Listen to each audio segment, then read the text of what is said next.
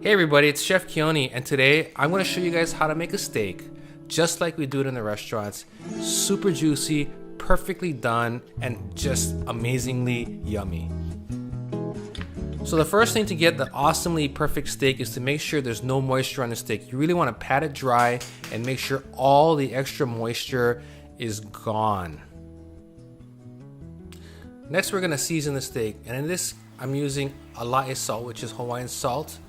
And then I'm going to season it with some black pepper. Once I get that done, I'm going to flip it over and season the other side. One thing that's really important is make sure you get a really even seasoning on the entire piece of steak, because that's really what's going to make a big difference. If you under season, there's no flavor, but if you season it properly, it's like night and day.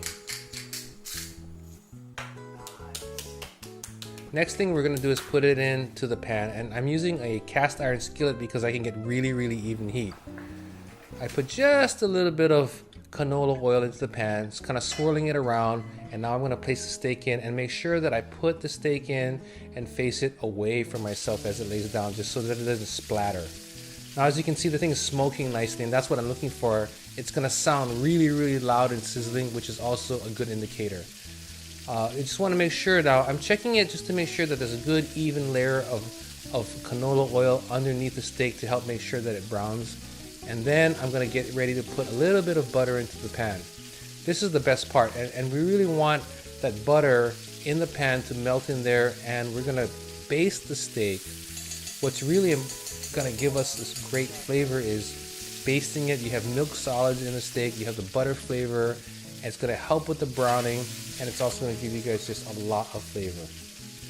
Now that we got the butter going, I'm going to add some herbs. I'm putting thyme and rosemary in. You know, you can use thyme or rosemary, but I like the blend of both. Then, you know, I add a little bit more butter.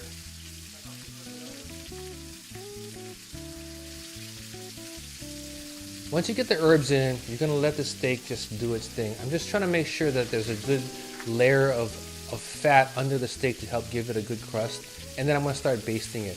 I'm taking this really brown, nutty, delicious butter and starting to baste the steak, and that's really going to continue to help make sure that we're getting flavor and ensuring the juiciness of the steak. Now once I get a super good crispy crust, I'm going to flip it over, and as you can see right here, this is like super golden brown, and that's flavor. What we're taking is the proteins and the sugars in the steak and really letting them get crusty and golden, and that adds to the flavor. You're going to continue to baste the steak and make sure that it stays moist throughout the cooking process. Now I'm trying to get a good crust on the other side, just like I did on the first side that we've already flipped over. So we're letting the steak do its thing. I'm just checking to see the color. It really looks good actually. I want more because, you know, for me, a nicely done steak has a lot of really crispy crust, and that's why we want to start with a thick steak, a 1 1/4 to 1 1/2 inch steak, because you want to give it time so you can get a really good crust without the steak overcooking. Now I added a little bit of fresh butter in here because, you know, I felt like it needed a little bit more for me to baste with, and the addition of fresh butter and milk solids is going to help where some of the original set of butter I put in is starting to kind of get expired because it's been cooking so long. I just flipped it over. It's got a really great color. I wanted to just get a little bit more of a crust developed on that side, and then shortly we're going to check the temperature. And I always use a meat thermometer because it's going to give me a precise measurement. And for this steak, a medium rare steak, I'm looking for about 120 to 125. So once I hit that magic 120 to 125 for a medium rare plus steak, you take the steak out and you let it rest.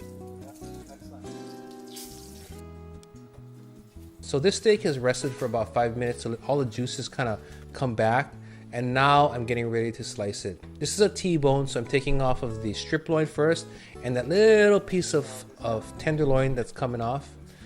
And then we're going to go ahead and slice it nicely for a beautiful restaurant presentation.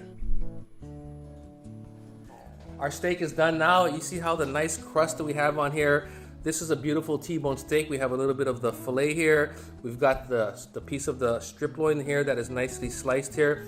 We did it kind of like how restaurants do it. It's ready to be just eaten. But the nice thing about a thick steak is see how we're able to get a really good crust on there on both sides, but we have a beautiful, like a medium rare plus doneness. And I think that's the way I like my steaks. I also like to finish them with just a little bit of sea salt, which gives it a little bit of bursts of texture and salt and mineral flavor. I'm gonna go for a taste here, and don't forget, for more recipes and videos like this, visit us at foodland.com.